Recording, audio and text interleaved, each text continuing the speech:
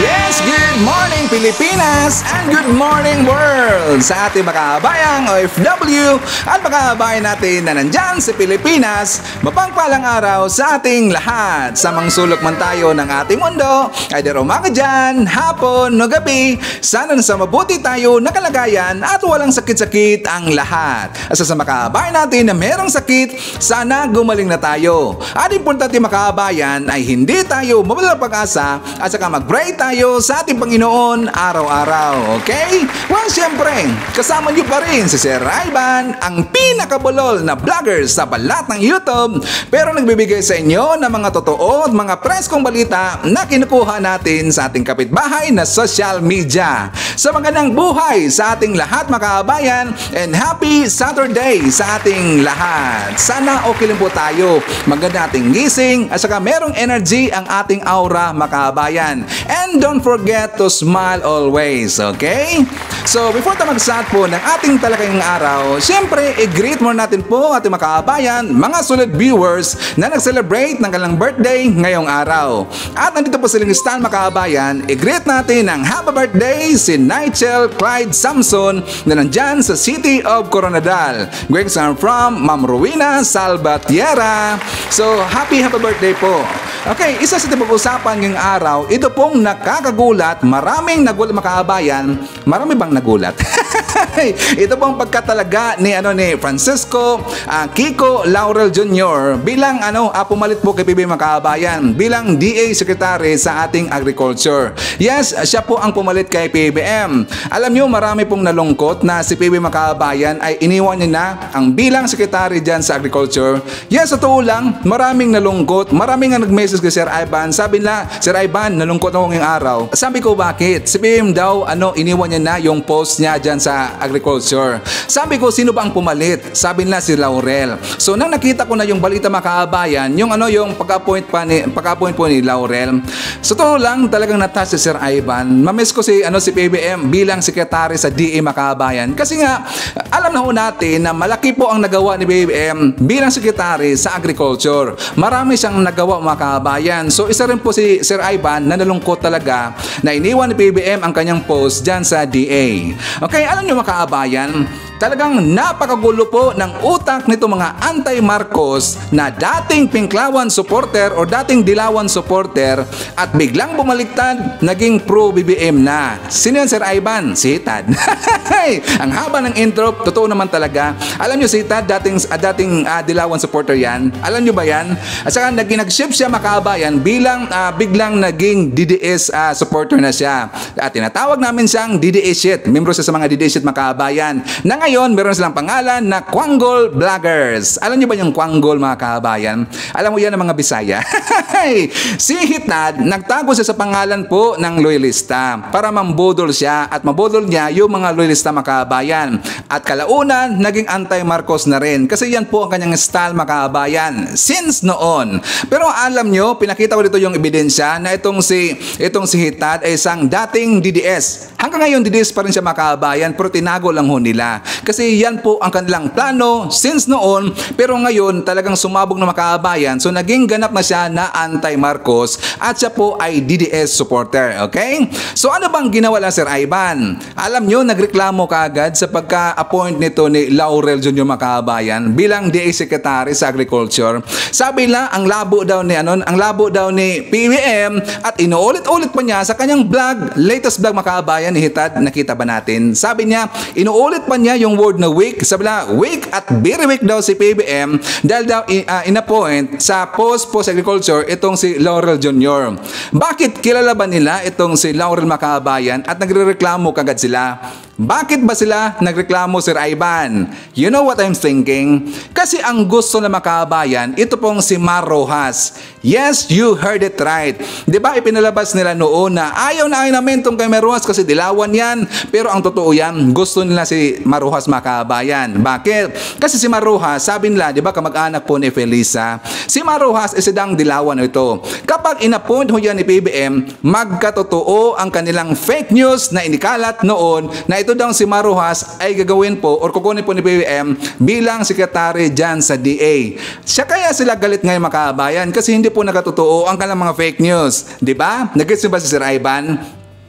Ngayon, kung bakit rin po gusto nila si Maruhas. Kasi kapag si Maruhas ang naupo bilang DA Secretary po, meron na silang bala dito at gagamitin na si Maruhas bilang talang titirahin na dito para masiraan po si PBBM. Araw-arawin nila yang babatiko sa makabayan para masiraan po si PBBM. Kaya gustong-gusto nila itong si Maruhas. Pero mission failed sila ngayon kasi nga ang itinalaga ngayon ni PBBM,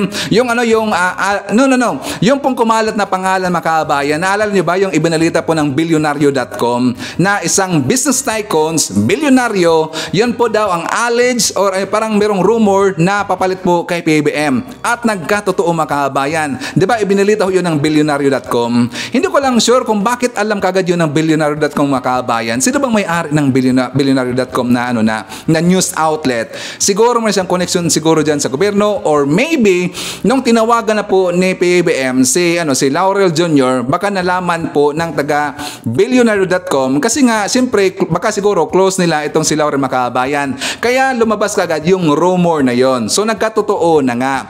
Ngayon makabayan, alam niyo ba na itong si Risa Hontiveros nagkalat kaagad kasi meron siyang panghambog-hambog dito. Sabi niya, babalatan niya daw si Laurel makabayan sa CA sa commission and appointment. Siyempre ngayon na-appoint po si Laurel Jr. pero dadaan pa rin yan sa commission on appointment makabayan. At saka maraming magtatanong dyan. Lahat po ng mga in-appoint po ni BBM or lahat po ng in-appoint nating gobyerno dadaan talaga sa commission on appointments. So dyan po sa commission on appointments wala ng power si PBBM kahit si FL Lisa makabayan. Kasi alam nyo, sinasabi nila na-appoint daw itong si Laurel dahil daw kay FL Lisa makabayan. Abay sinabi naman gunggong itong si Tad dahil nga itong si Laurel, di ba sabi nila classmate daw sa pulburon ni PBBM. Alam ho natin yung word na yan na pulburon galing po kay Tad makabayan. Classmate daw sa pulburon at saka may utang daw si PBBM kay Laurel. Kasi alam ho natin at napag-alaman natin, ito pong si Laurel makabayan, di ba sabi nila campaign donor ito during sa election sa pangampanya ni PBBM. Nagbigay yata ng, if I'm not mistaken, 30 million yata ang binigay ni Laurel. So sabi nila, ito pagkadalaga daw ni Laurel, ito daw ay isang political payback makabayan. Maniniwala ba tayo na political payback to ang pagka-post ni Laurel? I don't think so. Isipin nyo po, bilyonaryo po itong si Laurel makabayan. Magkaano lang ba ang 30 million sa kanya? Diba? At saka meron siya mga negosyo. Pero ngayon makabayan, ang iniisip natin kung totoo ba na umalis na itong or iniwan na niya yung kanyang negosyo ni Laurel kasi nga alam mo natin na negosyante siya at marami siyang mga kumpanya itong hinawakan makabayan, baka kasi magka-conflict of interest. Kaya maraming nagrereklamo dito, maraming nag-iingay. So pag-usapan natin yan mamaya. So pag-usapan po natin makabayan, ito rin nakagulat na vlog rin po ni Hitad na kung saan si Congressman Sandro Marcos nambugbog daw. Nakita niyo na ba? Gonggong itong si Hitad makabayan. Pero alam niyo, nakita ko makabayan at meron ding ebidensya na totoo pala ang sinabi ni Hitad. Yes, merong ebidensya, ipapakita natin niya mamaya na ito palang si Sandro Marcos ay merong sekreto. At saka sinabi daw ni Senator Amy Marcos na meron siyang word na sinabi na ang sabi ba doon ni Hitad? Na sabi niya, so young and corrupt daw itong si Sandro Marcos. Sino nagsabi? Si Senator Amy Marcos daw. Sabi ni Hitad makabayan. Totoo ba talaga yan? Pero merong totoo makabayan. Ipapakita natin yan mamaya at marami pang iba. Alam niyo po si Sir Ivan, palagi ito meron dalang baba ng mga pasabog every time na maglalabas tayo ng mga bagong balita dito sa ating channel. So, before tayo mag-start po ng ating balitaan ngayong araw, syempre, kakamustahan ko muna kayo at saka shoutout natin ating mga pinalangga po ng mga legends, ang ating mga senior citizen. Hello po, kumusta? I'm hoping po na nasa maayos kayo na kalagayan. Kakamusta natin mga kabayan, ang mga pinalangga natin na mga Marcos Loyalist. At syempre, nandyan rin po makabayan nating DDS all over the world. Hard na makabayan, lalong-lalo na. Maraming salamat po sa Unity Team supporters. And of course, thank you so much sa ating mga returning viewers, mga solid supporters to ni Sir Ivan, mga suki to Sting Channel, thank you so much. At maraming salamat sa mga viewers na hindi nag-i-skip ng ating mga commercials. Thank you so much. Siyempre, welcome rin po natin ating mga new subscribers, mga bagong pasok to Sting Channel. Welcome to the family and thank you po for appreciating our channel. Okay mga kaabayan, so before tayo mag-start, as usual, i-announce muna natin kung sino ang nanalo sa ating question for the day sa ating last vlog. Ang ating question yesterday mga kaabayan, di ba ang tanong ko kung sino or ano ang totoong pangalan ni Tia Tan? Yung si Tia Tan po nakabanggaan ngayon ni SAS mga kaabayan. At siya ang unang nakasagot ng tama, ang pinakauna mga kaabayan, siya po si Felix Frank Dolfo Acong. Again, congratulations po kay Sir Felix Frank Dolfo Acong, siya po ang nakasagot ng una. And also, thank you so much po sa lahat na nag-participate. Today mga kaabayan, meron pa rin po tayo na pag-games, yung question for the day. So, antabayanan ho natin mamaya. Si Sir Felix mga kaabayan, napadalhan na po natin ng GCash. Alam nyo, may nag-message sa akin, yung mga anti-Marcos na naman. Basahan vlogger daw si Sir Ivan, saka bayaran na vlogger. Pero alam nyo, hindi ako masasaktan kapag tinatawa ako na basahan vlogger mga kaabayan. Bakit Sir Ivan? Kasi nga, merong benepisyo. Merong magandang magawa itong basahan vlogger mga kaabayan. Kami po ang tagapunas, tagalinis sa mga ipinakalat na mga fake news nitong mga kwanggol na mga vlogger. So kami po ay basahan vlogger, tagalinis sa kalang kalat mga kaabayan. Di ba? Okay ba? Okay ba yung basahan vlogger? At least makabenepisyo dito yung mga kaabayan natin. Okay, ang sabi niya na pag-games daw ako dito, sabi ng mga anti-Marcos na kaabayan, pero hindi daw nila nakita na nagbigay ako dito ng premyo na lagi kong sinasabi mga kaabayan. Abay, ang sarap isampal. Wala bang premyo yan? At saka, bakit ko naman sasabihin sa inyo? At bakit gusto kong merong games mga kaabayan? Saka namibigay tayo ng mga premyo dito. Kasi si Sir Ivan ay tatakbo bilang senador. Bagay ba bilang senador Sir Ivan? joke lang. Sir Ivan bilang senador. Siyempre, gusto lang ko dito na mapasaya po aking mga viewers. Kasi hindi, mas okay naman kasi mga kaabayan, di ba? Mas maganda rin po yung give and take tayo. Pangit yung vlogger na take and take lang. Dapat give and take. Dapat magbigay rin po tayo ng kasiyahan at saka papirmyo sa ating mga viewers. Malapit na rin po yung Christmas mga kahabayan. Ito ay bilang pasasalamat kasi ni Sir Ivan na matagal ko nang nakikita yung ibang mga viewers dyan sa baba, yung mga talagang mga solid viewer mga kahabayan. Nung talagang matagal na sila at saka hanggang ngayon nandyan pa rin sila mga kahabayan. So kayo pong lahat yun. Kayo po kaya masaya si Sir Ivan. So kaya nagbigay ako dito ng mga papremyo. Okay lang naman yan, katuwaan ng mga kabayan. At saka plano kong tumakbo bilang senador. Iniinis ko lang ito mga anti-Marcos. Mga anti-Marcos, bagay ba maging senador si Sir Ivan? Sumali na lang kayo sa aming pag-games dito para ma-prove nyo na meron talagang premyo na ibinibigay si Sir Ivan. Okay ba? Peace tayo. At saka lahat naman po pwedeng sumali. So, antabayanan nyo po, meron pa rin po tayong question for the day. So, antabayanan natin mamaya. So, unang pag-usapan natin mga kabayan, before tayo pumunta doon sa mga banat na naman ito ni Hitad, at saka i-debunk natin tungkol dito sa kay Sandro Marcos, pag-usapan mo natin yung good news po tungkol dito kay Senator Amy Marcos. Alam niyo ba na malapit na po yung kaarawan ni Senator Amy Marcos mga kabayan? If I'm not mistaken, this coming November 12 yata ang kanyang kaarawan, pero meron siya ditong early celebration na ginawa mga kabayan doon sa Baguio. So, for more details, let's watch this. Bilang bahagi ng kanyang kaarawan na bahagi ng Nutriban, laruan at tulong si Senator Amy Marcos sa Baguio City at sa La Union. Yan ang ulat ni Dante Gitu.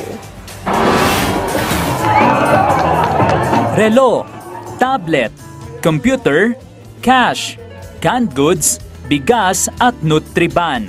Iyan ang mga natanggap na mga sumali sa palaro sa maagang selebrasyon ng ika-68 kaarawan ni Senator Amy Marcos sa Melvin Jones Grandstand, Baguio City. Ayon sa senador, hindi niya raw makakalimutan ang Baguio City para sa kanyang kaarawan.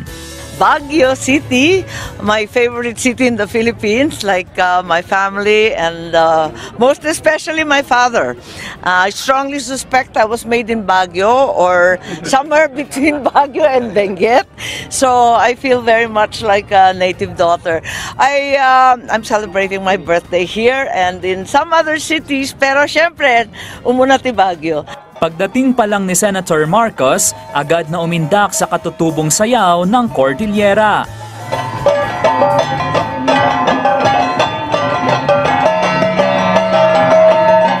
At nabigay ng mga koronang bulaklak at cupcake sa kanyang mga ka-birthday ngayong buwan.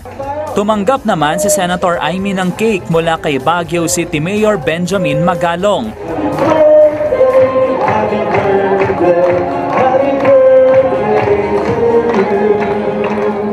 Ang birthday wish niya, na mapakain ng lahat.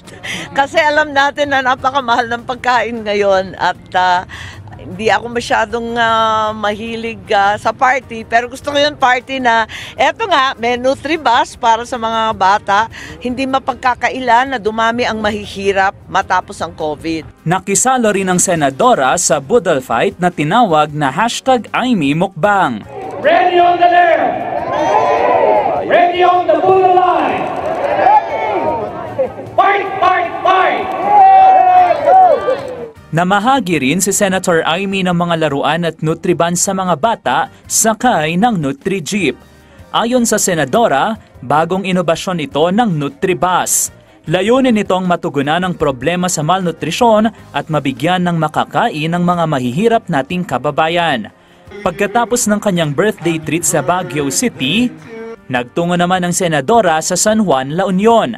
At doon, namahagi ng tulong sa higit 2,500 tricycle operators at drivers at mga barangay health worker. Okay, so tatandaan natin mga kabayan, this coming November 12 po ang birthday ni Super Ate. Okay, so jump naman tayo sa ibang usapin. Pag-usapan natin mga kabayan, itong good news pa rin na kung saan yung pagdating po ng Prime Minister ng Japan dyan sa Pilipinas.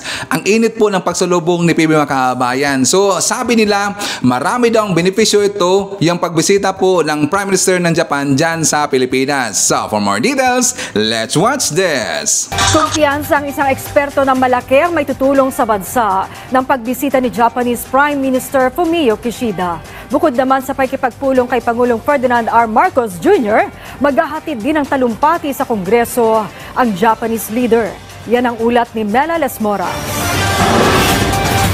Sa biyahe pa lang papuntang batasang pambansa, sasalubong na sa mga motorista ang mga watawat ng Pilipinas at Japan. Kapag malapit na, makikita rin sa kalsada ang mga poster para kay Japanese Prime Minister Fumio Kishida. Sa gate naman ng Batasan Complex, malaking tarpaulin din ang mabubungaran. Lahat ng ito bahagi ng mainit na pagtanggap ng Kongreso sa Japanese leader. Bukas magdaraos ng special joint session ng Senado at Kamara kasama si Prime Minister Kishida kung saan magbabahagi rin mismo siya ng isang talumpati. Karaniwan nang nagko-convene ang dalawang kapulungan ng Kongreso tuwing State of the Nation address ng Presidente ng Pilipinas. Pero bukas, ito ay para sa leader ng ibang bansa. Bago ang Japanese Prime Minister, 5 beses pa lang itong nangyari sa kasaysayan at yan ay noong mga taong 1960, 2003, 2005 at 2006. Kanina, namahagi na rin ang pamunuan ng Kamara ng imbitasyon at car pass para sa pagtitipon pero kapansin-pansin na mahigpit na rin ang pinaiiral na seguridad dito. Sa programang Bagong Pilipinas ngayon, binigyang diin ng political analyst na si Dr. Froilan Calilong na napakahalaga ng pagbisita ng Japanese leader para sa Pilipinas, lalo na sa pagpapaigting ng ating territorial defense at defense posture ng bansa. Ibayo rin itong mapauunlad ang samahan ng Pilipinas at Japan at inaasang makatutulong sa pagpopondo ng ilang programa ng pamahalaan. We know for a fact that for many decades now, meron talagang tayong tinatawag na OVA or official development assistance na nanggagaling sa bansang Hapon. At ito ay nakaangkla nga or nakasentro sa mga usapin particularly sa infrastruktura, pagpapalawig ng komersyo, pagbibigay ng hanap buhay, ganun din naman sa mga ilang usapin patungkol sa health and education. So I really believe that with China canceling all these concessions, talagang kayang-kayang punan ito ng bansang Hapon, and I believe talaga naman na yung kanilang suporta sa bansang Pilipinas, which we felt in the past, sa tingin ko lalong mas mapapaigting ngayon. Bukod naman sa Japan, pagtitiyak ng administrasyon, patuloy rin ang kanilang mga hakbang para mapaigting pa ang samahan at kooperasyon ng Pilipinas sa iba pang bansa. Mismong si Pangulong Bongbong Marcos ang sumalubong kay Japanese Prime Minister Kishida Fumio sa arrival honors sa Malacanang. Matapos yan, dumiretso sa pulong ang dalawa. Susundan naman yan ng joint press statement ng dalawang leader para ilahad yung mga napagkasundoan sa pulong. Isa sa mga inaabangang inanunsyo ay kung may tuloy na negosasyon sa Reciprocal Access Agreement at pati Bilateral Defense Pact. Pag-uusapan din daw nila ang issue sa West Philippine Sea, gayon din ang economic at development cooperation. Pagkatapos ng reading of joint statements, merong state banquet dinner para kay Prime Minister Kishida. Bago naman ang lahat ng yan, nag-alay ng bulaklak ang Japan Prime Minister sa Jose Rizal Monument sa Luneta bilang respeto. Kasama niya roon si Transportation Secretary Jaime Bautista. Julius, makikipagpulong din si Japan Prime Minister Kishida sa mga mambabatas sa isang special joint session sa Kongreso bukas. Ito ang unang pagkakataon na magbibigay ng talumpati ang isang Prime Minister sa Kongreso. Okay, so 2006 ang last na nakabisita ang isang Prime Minister ng Japan, mga kabayan, dyan sa Pilipinas. 2006 pa, ngayon 2023. So ang tagal na pala. At least, alam niyo mga kabayan, tiniming niya sa panahon po ni PBBM. So how lucky we are. Alam nyo, malapit kasi yung taga-Japan sa Pilipinas, mga kabayan. Lalong-lalo na, malapit lang po sila ito sa mga Marcos. So, asahan natin, merong magandang balita yung mga kabayan. Pero hindi ho yan maganda sa pandinig doon sa mga pro-China na mga vlogger, mga kabayan. Nakita ko nga kanina, alam nyo, itong mga pro-China na mga vlogger, magunggong, makwanggol talaga. Kahit anong plano ito ng Pilipinas, kahit anong gagawin po ng Pilipinas, parang mali sa kanilang mga kabayan. Kasi nga, Marcos kasi yung presidente natin. Kasi nga, ang gusto nila na maging presidente ng mga kabayan, iba naman. Kaya nga, itong pagdating po ng taga-Japan dyan sa Pilipinas, iniiba na ng mga kabayan. Kasi meron silang gusto na bibisita dyan sa Pilipinas, yung presidente po ng taga-China, di ba? So, talagang maganda ito. Asahan natin na maganda po yung benepisyo ang makuha natin or makuha ng Pilipinas sa pagbisita po ng taga-Japan dyan sa Pilipinas. Okay? So, forward naman tayo. Dito na tayo sa pagkatalaga ni Tio Laurel Jr. bilang DA Secretary dyan sa Agriculture. So, for more details, let's watch this. Nagtalaga na ng kalihim ng Department of Agriculture si Pangulong Bongbong Marcos. Siya ang negosyanteng si Francisco Tio Laurel Jr. na kababata at isa sa pinakamalaking campaign donors ng Pangulo. Nasa frontline na balitang yan si Camille Samonte. We're trying out the Makalipas ang mahigit isang taon, personal na ipinakilala ni Pangulong Bongbong Marcos ang bagong kalihim ng Department of Agriculture. Yan ay ang kababata niya at isa sa kanyang mga pangunahing campaign donors na si Francisco Tio Laurel Jr. Ayon sa COMELEC, 30 million pesos ang inambag ni Laurel sa kampanya noon ng partido ni PBBM. Malakas ang loob ko na may appoint siya kasi kilala ko pagkatao niya. Alam ko napakasipag nito, unang-una. Pangalawa, ay nauunawaan niya na mabuti ang sistema ng agrikultura dito sa Pilipinas. Kaya't inaasahan natin lahat na he will do a very good job. Inanunsyo yan ng Pangulo matapos ang oath-taking ceremony ni Laurel sa Malacanang.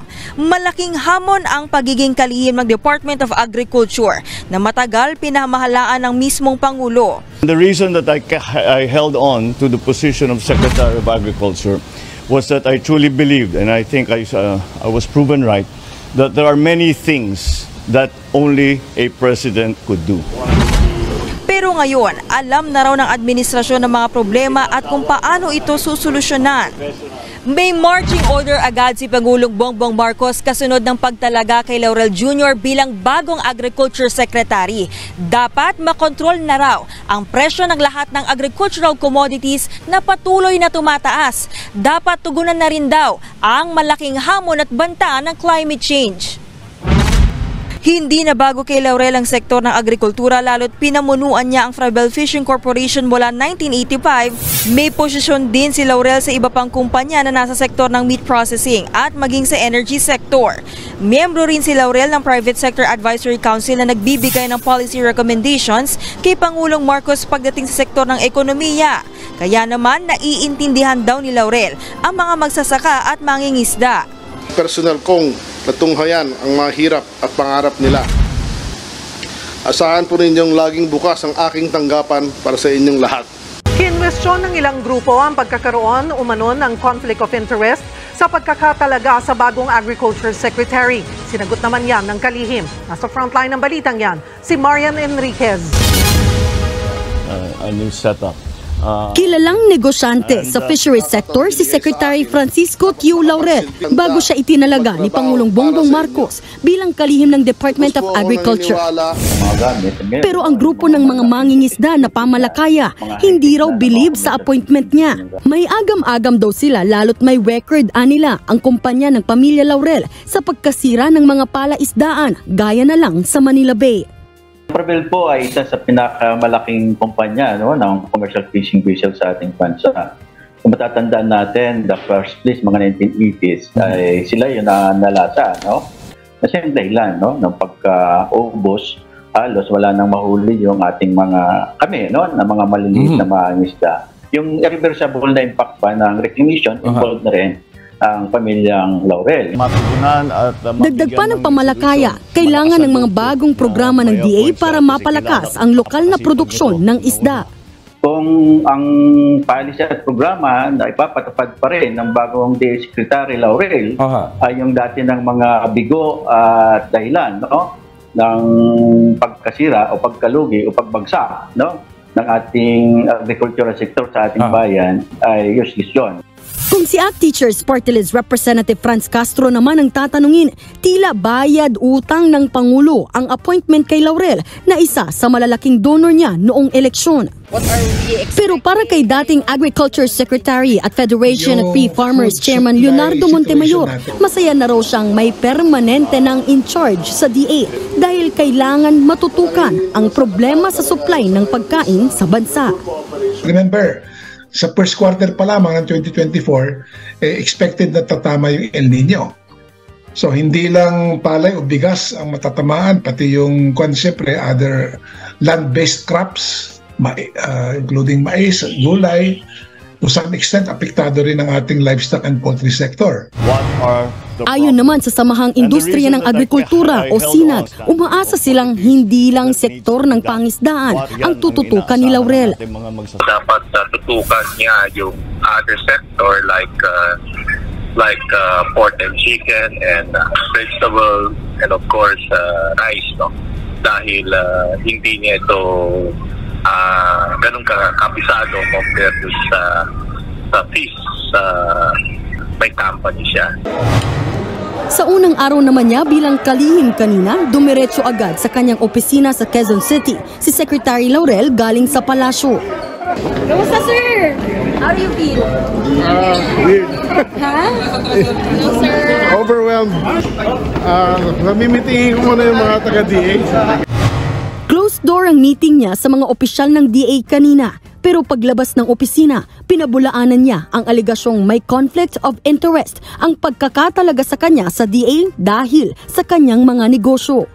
Sir, comments po sa criticisms po na baka may conflict of interest po sa pagkakatalaga po sa inyo, hindi lang secretary. Well, nag-divest na ako actually. Hindi na rin muna niya isinapubliko ang detalye ng pinag-usapan sa una niyang meeting sa DA. Pero nakatakda raw siyang sagutin ang ilang issue at ilatag ang mga plano niya sa kagawaran sa Lunes.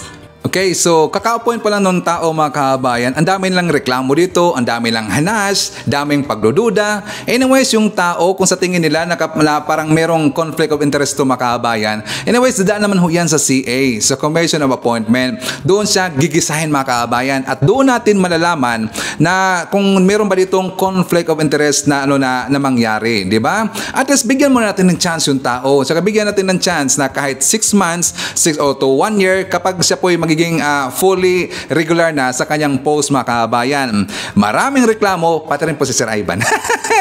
Slight na naman aking request do kay Laurel. Ano bang naserban mo kay Sir Ivan? Ano bang naserban mo Sir Ivan? Kasi mga kabayan, naalala niyo yung report po ng Frontline sa 'di ba? Nakita natin si Laurel pumunta doon sa DA. At saka parang ayaw niya makipag-usap dito sa mga reporter mga kabayan. Napansin ba natin 'yan?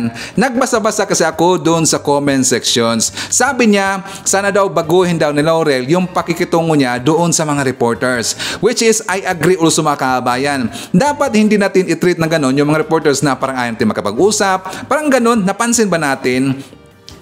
Alam ho natin na kaka-appoint lang dito ni Laurel, pero sana kahit 5 minutes man lang or 7 minutes or maximum 10 minutes na kakausapin niya yung mga reporters at saka sagutin niya kung ano yung mga tanong nitong mga reporters. Pero isasagot niya yung pwede lang isagot mga kabayan. Di ba? Okay ba? Gets ba natin? Dapat ganun tayo makikitungo sa mga reporters kasi alam niyo mga reporters mga kabayan, alam niyo po yung ibang mga vloggers kapag merong mapansin kasi, siyempre ibahin niya kagad mga kabayan. Baka merong attitude na hindi maganda itong si Laurel at hindi pa nakikita ng iba. Baka in the future, mas worse pa mga kabayan. So, at least, as early as today, sana ibahin na ng konti ni Laurel. Dapat umadapt siya katulad dito sa ating presidente na maganda ang pakikitungo niya sa mga reporters mga kabayan. Diba? It's not a big deal anyway. Kahit sagutin natin ng ilang words mo lang, ilang paragraphs o ilang minutes lang, okay na yon. Sana Secretary Laurel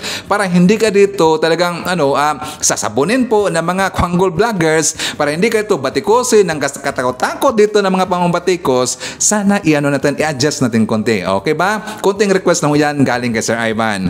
So mga kabayan, dyan naman tayo. Dito tayo sa ating segment na kung saan na yung mga batas na dapat alamin ng mga kabayan. Kasi hindi natin alam na baka meron tayong ginawa, hindi natin alam, labag pala yan sa batas. Okay? So, for more details, let's watch this. Tao po, Mang Larry. Mang Larry, kukunin ko na po yung hulog niyo ngayong buwan sa motor na kinuha niyo. Ha? Nag-report na ako sa opisina ninyo na nanakaw yun Malabo naman kung kailangan ko pa rin bayaran yun.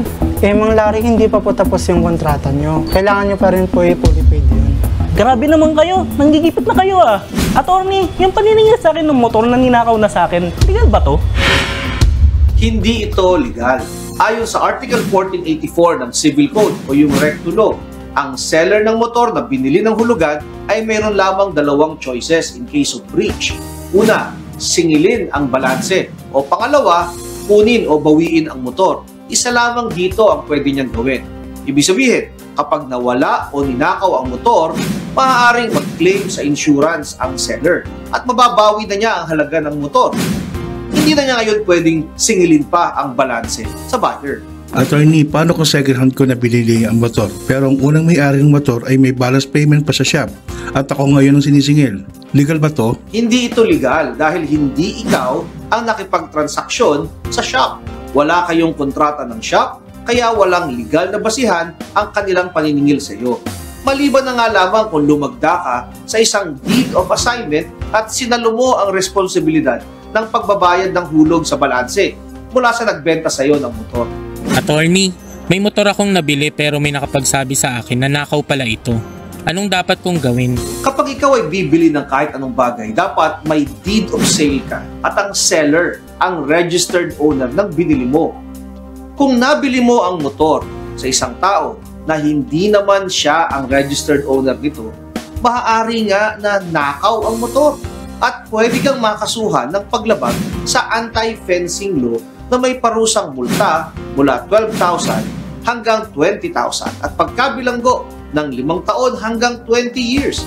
Depende sa halaga ng bagay na ninakaw. Meron lang akong napansin doon sa unang portion Makabayan na kung saan yung mama, di ba, siningil sa dito sa kanyang buwanan sa motor Makabayan. Pero sabi nung mama ay nanakaw daw ang kanyang motor. At saka inireportan niya kung saan niya binili yung motor Makabayan o saan niya kinuha yung motor. How about kung ang ginawa dito ng tao ay gawa-gawa ng Makabayan? Di ba maraming instances na mga ganyan, parang ipinalabas na dito na nanakaw ang kanyang motor, pero hindi natin alam na siya rin po ito ang gumawa Kabayan. Meron siya mga kakonsyaba dito na parang ipinalabas dito na ninakaw ang kanyang motor. So paano pag ganyan? Baka kasi aabusuhin niya Makabayan, di ba? Meron kasi mga instances na ganyan. So sana baguhin ng konti yung batas natin. So of course, before tayo mag-jump po sa ating next topic, i-share naman natin ating mga silent viewers, at yung mga viewers na hindi nag-skip ng ating mga commercials. I-share natin ating mga child members. Sila si Ma'am Ryan, Cosmo Defender, Pusong Inami o Sis Queen, Fiz Calante, Russell Terowel, Biabi Bar, and Melgris Homes. Hi to all the Pendot Likers and Pendot Warriors. I-share rin natin si Sir Lemuel Pasco, Barkadahan Forever FM, Mighty Baisa, Marcres Hernandez, Marian Shoko, Maria Midaseplon. Hi to Maria Victoria Vasquez, Teresita Tumalawan. Napapansin ba natin sunod-sunod yung letter M Makabayan? Mga M yung first letter ng ating viewers. Siguro maswerte yung merong letter M ngayong araw. So, joke lang. Anyway, shout out po natin si Ma'am Teresita Tumalawan. Hi to Nonoy Floren Hills, LC Adaman, Jelen Quezon, Angelita Hosanger, Ma'am Len Gonzalez. Nandiyan rin po si Emmy Sarino, Edgardo Canonigo at Josephine Martinez. Hi to Ma'am Ryan from Virginia, USA. Shoutout daw kay Ma'am Carclia, Sisite Beer, Redler, Trexie, Lily, Carmen, Judy, Don Kings, Red One, Little One, Jay Cabal, hi to Ma'am Lentek, Ma'am Self, Mami Chacha, Mami Lou, Tita S, Caitlin, Tatay Amik, and Tatay Jackfords of Jackfords family. And hi to Layla, JSB, and Carmila Salinga. Okay mga kabayan, so dito muna tayo sa good news po. Before tayo pumunta doon sa issue ni Hitad Makabayan, ang kanyang paninira naman dito, ipakita ko muna sa inyo yung good news doon sa NAIA kasi meron pong nahuli dito na sabat po na galing po sa isang ibang lahi Makabayan. I think Bolivian yata na national. Nahulihan dito ng worth na 47.6 million na droga Makabayan. Good news po ito sa taga-PDEA. Good job ito sa taga-PDEA. Ang daming Makabayan. So ang ibig sabihin Makabayan, nagtatrabaho po yung PDEA, yung kapilasan natin, ang ating ahensya dyan sa gobernador natin. So, for more details, let's watch this. Nakuha naman mula sa isang Bolivian sa NAIA ang nasa milyon-milyong pisong halaga ng iligal na droga. Isiniksik pa ang kontrabando sa mga pakete ng coffee beans, fish food at mga candy. Yan ang ulat ni Bien Manali. Walang kawala ang lalaking ito nang maaresto sa ikinasang interdiction operation ng mga operatiba mula sa NAIA Interagency Drug Interdiction Task Group sa Terminal 3 bandang alas 8 ng gabi noong October 31. Nakilala ang drug suspect na si Robert Labandes Alvarez, 30 taong gulang na isang Bolivian national. Nasabat kay Alvarez ang halos 9,000 gramo ng hinihinalang cocaine na nagkakahalaga ng mahigit 47.6 million pesos na isiniksik sa mga coffee bean, fish foods at candies. Yung kanyang bagahe dumaan po sa x-ray, no? Wherein may nakita yung ating mga kasama sa x-ray na kahina-hinalang image doon sa kanyang bagahe. And yun po, we conducted po yung ating canine inspection doon sa bagahe wherein nag-indicate po yung ating narcotics detection doon. Lumantad po yung mga candies, fish foods, and coffee beans po doon sa kanyang bagahe. Ayon sa investigasyon ng mga otoridad, nagmula sa Sao Paulo, Brazil si Alvarez at saka nagpunta sa Addis Ababa, Ethiopia na kabilang sa red flag countries bago lumipad papunta ng Pilipinas sakay ng Ethiopian Airline. Ipinadala lamang umano sa suspect ng isang kaibigan ang mga kontrabando kapalit ng $5,000 o katumbas ng 250,000 pesos. We conducted a thorough interview with the passenger, no? And yun, doon na lumabas na yung mga candies na yun, and the fish foods and And yung coffee beans was given by a foreign national din, no? Doon sa labas ng airport ng Brazil. Magsasagawa naman ng masusing investigasyon ng mga otoridad kaugnay sa pagkakakilanlan ng sospek at sa kaibigan umano nito. We are really intensifying po ang ating pong operation dito, no? Considering po na ating pong mga binabantayan po ng mga nagtatangka po na magpasok na illegal na droga dito at maglabas, no? Nakapiit na ang drug suspect sa Philippine Drug Enforcement Agency Custodial Facility na nahaharap sa kasong paglabag sa Comprehensive Dangerous Drugs Act of 2002. Pag-aakala kasi nito mga foreign nationals na makalusot pa itong mga kontrabando makabayan, yung mga drugas nila. Kasi nga nasanay sila sa panahon po ni Pinoy. Ganun talaga makabayan, pero hindi nila alam, seryoso na po ang gobyerno natin. Kahit yung presidente natin ay hindi ho yan masyadong nagsasalita tungkol sa ganyan. Pero ang kanyang mandato, sinusunod ho yan ng kanyang mga tauhan makabayan. Yung PDEA, kapulisan natin. Kasi seryoso si PBM na supuin po ito mga masamang tao makabayan. Mga salot ng lipunan, di ba? So, ganun ang ating presidente. Okay, so bago tayo mag-jump doon sa kay Hitad Makabayan, isat mo natin, nandyan po si Ma'am Josephine Merlan, Dennis Arabon, Rosette Scarpina, Bergie Onggang, Tarhata Pagaryungan, Lee Ali, hi to Rosario Estoche, Joseph Rabanes, Rolante Corpus, Roger Romero, nandyan po kasama natin si Pinky Abistano, Yuri Morazaki, hi to Feli Pilipina, shout out sa kanya mga apo sa Pimbo, Makati na sila si Jarrod, Jairem, Jacob, and Jana. Hi to biyahe ni AJTV from South Korea, Mary Jane Tan, Evelyn Garcia, Tony Velia, and hi to Jimson and Regine Tolin of Cebu City, Grings from Rodolfo Ranadabor of Cavite, and hi to Ma'am Emmy Joaquin. Okay mga kabayan, ipapakita ko sa inyo yung vlog ni Hitad. Pasensyahan nyo po yung kanyang mukha kasi meron sa ditong fake news mga kabayan. Sir Evan, bakit mo nasabi na totoo yung sinasabi ni Hitad? Mamaya explain ko yung mga kabayan. But before that, para maintindihan natin, ipapakita ko sa inyo ang kanyang vlog. So for more details, let's hear this. Ayan, pag-uusapan natin ang mga sikretong itinago sa atin. At ngayon ay isa-isahin natin ilabas. So, lingid sa inyong kalaman, alright, maliban sa si Lisa Smugs ay nangjojombag, ang kanyang anak ay manang-mana sa kanya. Okay? Kailangan malaman ng bayan, si Sandro ay nambugbog.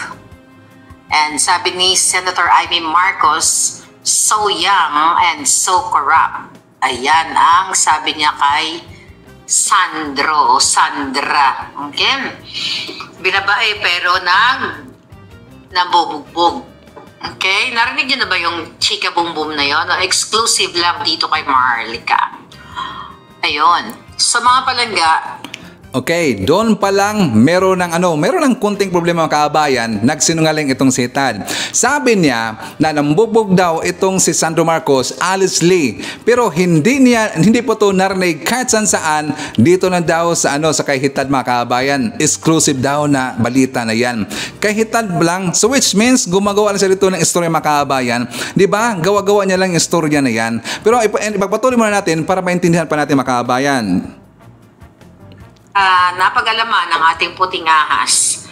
Actually, nangyari ang pangbubugbog ay hindi ngayon, kundi panahon ng eleksyon.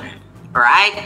Ayon sa ating puting ahas, yung mga naka-witness doon ay nagulantang nung binugbog ni Sandro Marcos ang kanyang jowa. Okay, wag na lang natin pangalanan yung jowa kasi mukhang nananahimik na. Right? So, ayon sa ating puting ahas na naka-witness. Okay, sino bang ebidensya makabayan? Di ba ang puting ahas na naman? Ayon daw sa kanyang puting ahas, ito ang nangyari. Witness na sila sa pagjumbag daw ni Sandro Marcos sa kanyang girlfriend. Sino ba ang kanyang Alice girlfriend during sa eleksyon makabayan? Di ba yung artista, si Alexa Mayro or Mayro ba siya? Naalala ba natin si Alexa Makabayan? Sa kalaunan, di ba, parang naghiwalay na sila. Ngayon, yan po sinabi niya, nangyari daw yan sa panahon ng eleksyon. Okay, isipin natin. Kapag nangyari yun na ginumbag nito ni Sandro Marcos si Alexa Mero, hindi kaya kaagad yan sasabog o hindi kaya kaagad yan kakalat? Si Alexa Mero isang artist na mga kababayan at sasabi niya isa daw businessman or meron lang business. Si Alexa Mero mayroong business na mga kababayan pero hindi niya dito babanggitin na isang artista. Kasi kapag babanggitin niya na isang artista, alam na alam kagad natin kung sino po yung ibig sabihin na ginumbag daw nito ni Congressman Sandro Marcos. Nagsinungaling mga kababayan. Alam nyo, sa totoo lang, kahit konting problema lang sa mga artista, di ba, kumakalat kagad yung balita mga kababayan, hindi yan, parang hindi yun mapipigilan. Kasi alam mo natin yung showbiz showbiz world. Saka si Sandro Marcos yung mga kababayan. So I am very sure kapag nangyari yun, kakalat yun kagad mga kababayan. Doon pa lang nagsinungaling na si Tad. Pero alam nyo, dito nadulas si Hitan mga kababayan na hindi po totoo ang kanyang sinasabi.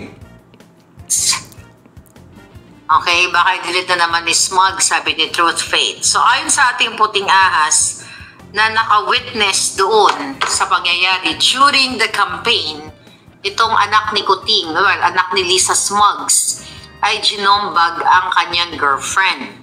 At marami nakakita pero tinakpan lang ng mga, syempre kinover up para daw hindi makaapekto kay Kuting. Yan. So imagine nyo mga palangga, itong anak ni Lisa Smugs ay manang-mana sa kanyang nang-jojombag ng jowa.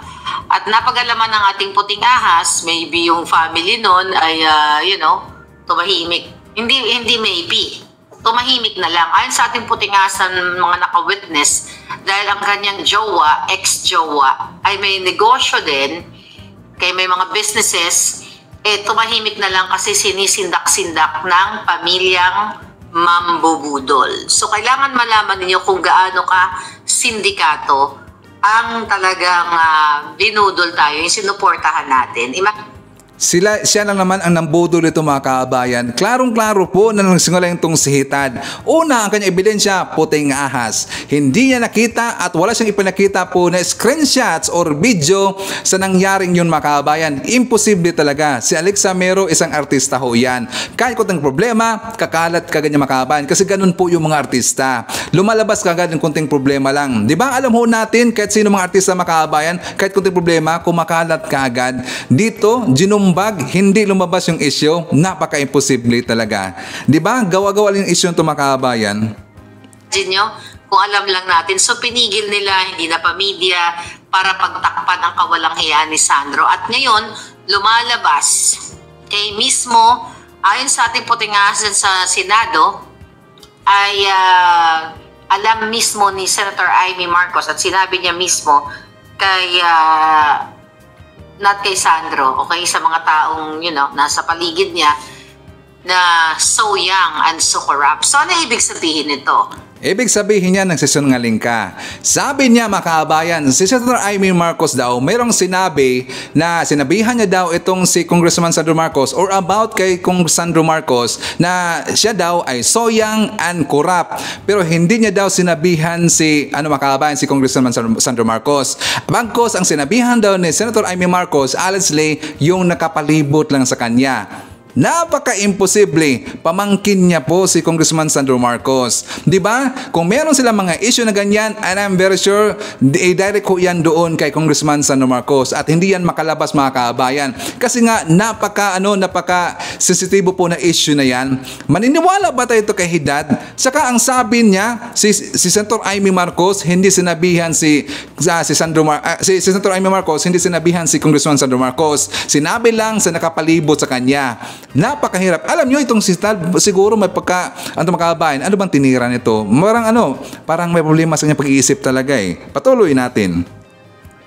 So, yung mga, ito iba-ibang iba-ibang puting ahas yung nagbibigay sa atin ng information. So, ibig sabihin, hindi totoo. But anyway, so sinabi ko sa inyo, couple of, I think, mga nakarang buwan, sumibat ka agad. Natawa ako doon. Nadula sa mga kabayan, hindi totoo pala. Yung sinabi ng ating puting ahas ay hindi totoo. Diba? Diba? Kung gaano siya kasinungaling dito. So, totoo mga kabayan, ito ay totoo na isang fake news. Yun po aking ibig sabihin. Diba? Sinabi ko sa aking, sa aking thumbnail na totoo pala. So, totoo pala na ito ay fake news mga kabayan. Kasi siya mismo ang nagsasabi na hindi ito totoo. At after that, sa kanyang sinabang kabayan, ininsertan niya kaagad ng isang issue na naman.